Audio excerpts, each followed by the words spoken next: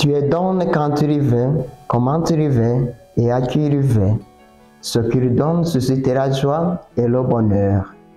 Chers frères et sœurs dans le Christ, Shalom.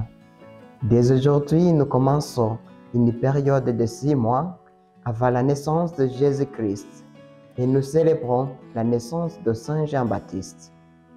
Cette solennité nous fait passer des ténèbres à la pleine lumière, de l'Ancien Testament au Nouveau Testament, à partir des textes de l'Évangile de Jésus-Christ, selon Saint Luc, chapitre 1er, du 57e verset au 66e verset 80.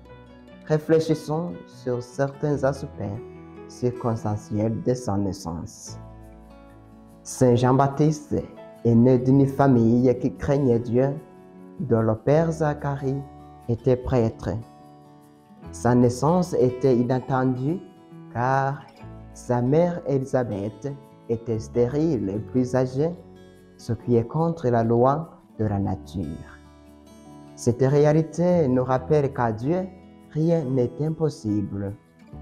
Quand nous traversons des moments difficiles, comme être abandonnés par les nôtres, ayons toujours l'espérance et la foi en Dieu, car il ne nous abandonne jamais. Zacharie reçoit une vision d'un ange, lui annonçant qu'il allait avoir un enfant et il n'aura pas cru. À cause de cette incrédulité, il devient muet. Voici ce qu'il a dit. À quoi le saurais-je? Car je suis un vieillard et ma femme est avancée en âge. Confère Luc, chapitre 1er, 18e verset. Saint Jean-Baptiste est le dernier prophète qui annonce l'avenir de Jésus-Christ. Il fut sanctifié avant de naître du sang de sa mère par la présence de Jésus-Christ dans la visite que fit la Sainte Vierge Marie. Ainsi dit Élisabeth à la Vierge Marie: Comment m'est-il donné que vienne à moi la mère de mon Seigneur? Car lorsque ta salutation a retenti à mes oreilles, voici que l'enfant a bondi dans les crêpes à mon sein. Confère Luc, chapitre 1er, 43e verset au 44e verset.